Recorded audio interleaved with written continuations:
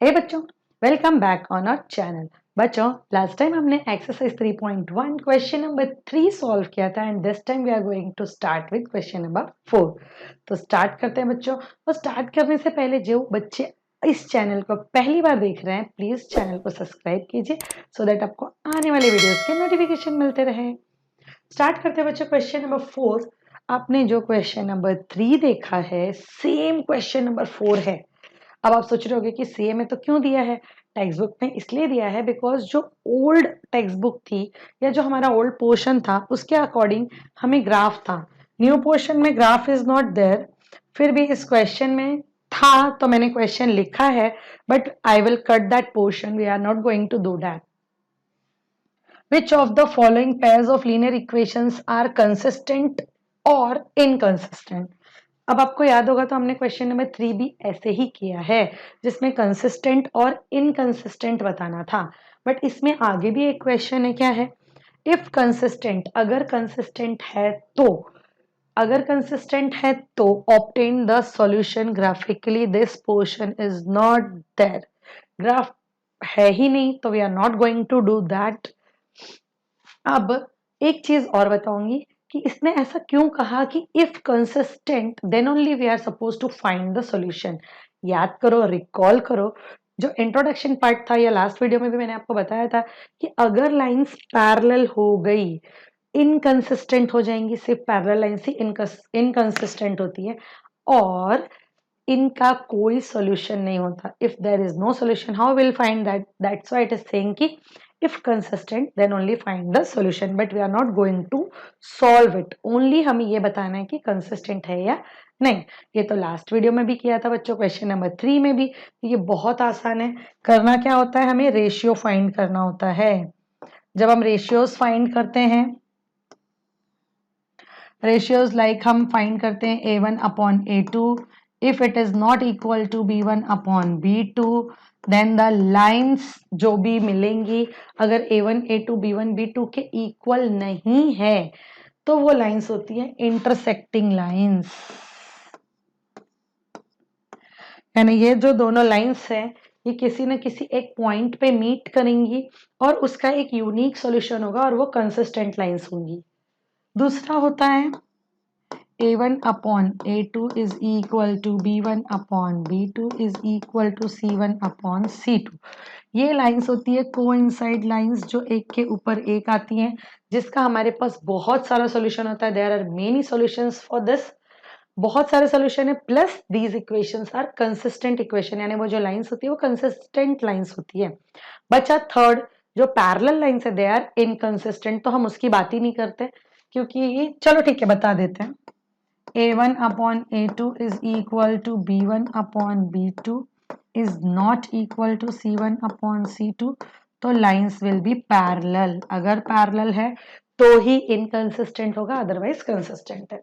फटाफट से सॉल्व करते हैं। हमने लास्ट में भी किया था, क्वेश्चन नंबर 3 में भी सेम चीज। A1 A2 B1 B2 C1 C2 find out करना है। उसके लिए इस 5 को इधर जाना पड़ेगा, इज इक्वल टू के लेफ्ट साइड, ये भी इज इक्वल टू के लेफ्ट साइड जाएगा, तो इन दोनों के साइन चेंज हो जाएंगे। +5 का -5, +10 का -10। सो फटाफट A1 A2 B1 B2 and C1 C2 find कर लेते हैं। A1 दैट मीन्स x का जो कोएफिशिएंट है दैट इज 1, A2 यहां पर x का दैट इज 2, B1, चलो कंपैरिजन के लाइन ड्रॉ करके रखते हैं। B1 is 1, B2 is 2, C1 is -5, because देखो बच्चों ध्यान रखना, ये इस तरफ शिफ्ट होगा तो -5 हो जाएगा एंड 10 जब इस तरफ आएगा तो वो भी हो जाएगा -10। अब इन सबके रेशियोज जब हमें कंपेयर करना है, consistent inconsistent parallel intersecting coincide find करना है, तो रेशियो फाइंड करना होगा। रेशियो फाइंड कैसे करेंगे? At A1 upon A2 is equal to, what is A1 का value we will write here, it is 1 upon 2, तो A1 upon A2 we got 1 upon 2। now B1 upon B2 is equal to 1 upon 2, ये भी 1 upon 2 मिल गया। Next is C1 upon C2, C1 is -5, C2 is -10, minus minus cancel हो गए, 5 1 ज़ा 5, 5 2 ज़ा 10, तो again हमें मिल गया C1 upon C2 is equal to 1 upon 2। अगर तीनों इक्वल आ गए 1 अपॉन 2 1 अपॉन 2 1 अपॉन 2, तो lines are coincide lines and the equations are consistent. तो हियर वी कैन राइट कि ये जो इक्वेशन है दीज आर कंसिस्टेंट, राइट। तो अब ये कंसिस्टेंट है तो अब चलते हैं क्वेश्चन नंबर 2 की तरफ। आपको आई होप क्वेश्चन नंबर 1 समझ में आया होगा। क्वेश्चन नंबर 2 देखते हैं। 2 मीन्स क्वेश्चन नंबर 3 का सब question 2।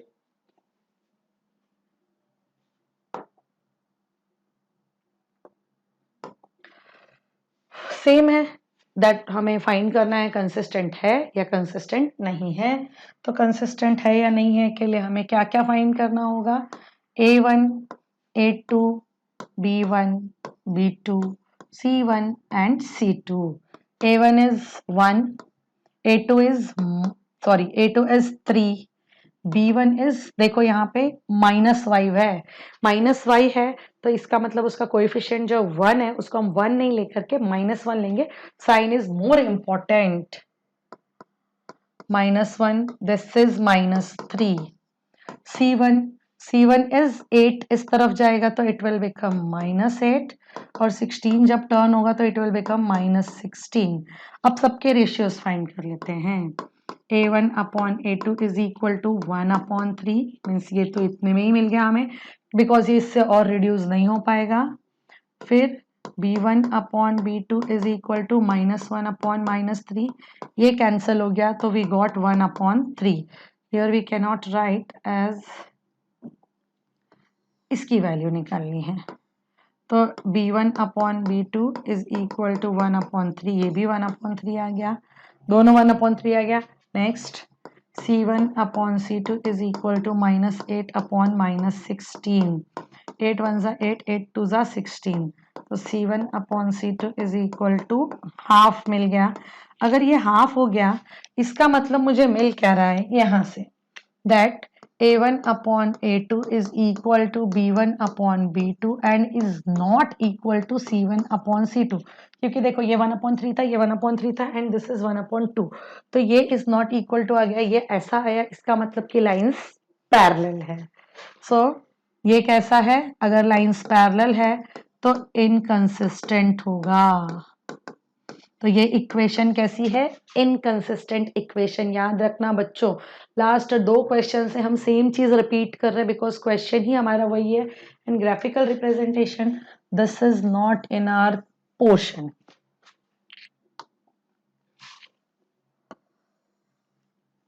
Now coming on question number 3। Question number 3 में भी we have to do the same क्या करेंगे? सबसे पहले रेशियोज फाइंड कर लेते हैं, फटाफट से कर लेते हैं, चुटकी का काम हो गया। अब तो A1 2, A2 4, B1 1, B2 is -2, C1 -6, C2 is -4। सिर्फ आपको A1 A2 B1 B2 C1 C2 एकदम करेक्ट फाइंड करने की जरूरत है, बाकी तो आप इसको आराम से कर सकते हो। Now going on finding ratio, A1 upon A2 is equal to 2 upon 4। अब ये 2 अपॉन 4 है तो हम इसको रिड्यूस कर सकते हैं, 2 1 ज़ा 2, 2 2 ज़ा 4, so it becomes A1 upon A2 is equal to half. Half हमें कुछ ज्यादा ही नहीं मिल रहा, कल परसों जब से हम कर रहे हैं सारे इस एक्सरसाइज को, जब से स्टार्ट किया बहुत ज्यादा हाफ मिल गए, बट मार्क्स हाफ मत लेके आना। चलो next is B1 upon B2 is equal to 1 upon -2, so B1 upon B2 is equal to -1 upon 2। चलो अब मिल गया -half. Next is C1 upon C2 is equal to -6 upon -4, C1 upon C2 is -6 upon -4, minus get cancelled, so we got C1 upon C2 is equal to 2 2s are 4, 2 3s are 6, it is 3 upon 2। देखो अब अगर आप देखोगे तो आपको एक भी equal नहीं मिला है, ना C1/C2 ना B1/B2। ये हाफ है, ये माइनस हाफ है, और ये 3/2 है। 3 के तीनों अलग मिले हैं। Since A1/A2 is not equal to B1/B2, अब देखो लास्ट भी हमने किया था, अगर ये दोनों ही नॉट इक्वल आ गए, ये दोनों नॉट इक्वल आ गए, इसका मतलब कि लाइंस आर इंटरसेक्टिंग। अगर लाइंस इंटरसेक्टिंग है तो कैसी होंगी? देखो, अगर दोनों ये मिल गए मुझे, तो इसका मतलब हुआ कि मेरी लाइंस इंटरसेक्टिंग है, उनका एक यूनिक सॉल्यूशन है, because they meet at one point and same time वो कंसिस्टेंट होंगी।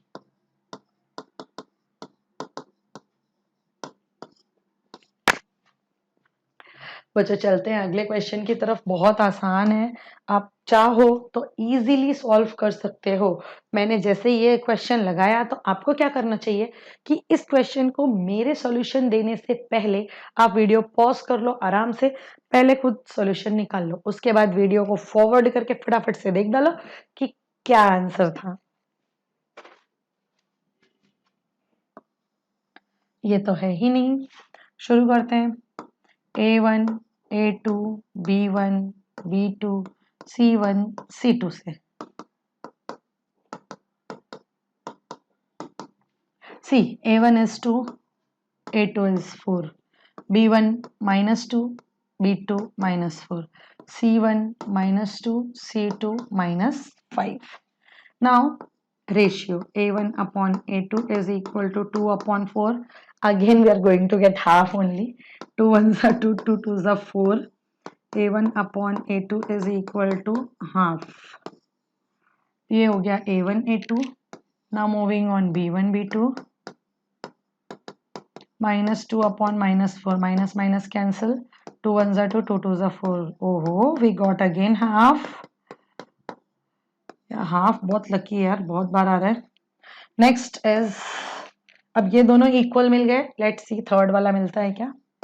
C1/C2 is equal to -2/-5. तो C1/C2 is equal to 2/5, जो हमें इक्वल नहीं मिला।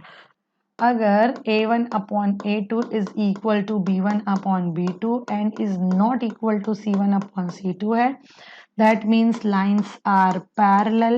If lines are parallel, तो जो इक्वेशन है वो इनकंसिस्टेंट होगा, बिकॉज इसका कोई भी सॉल्यूशन नहीं मिलने वाला है। तो इसके साथ बच्चों हमारा खत्म होता है क्वेश्चन नंबर 3। आप एक बार देख लो सॉल्यूशन को और वीडियो पॉज करके आराम से सॉल्यूशन लिख लो। तो बच्चों ये था हमारा क्वेश्चन नंबर 4।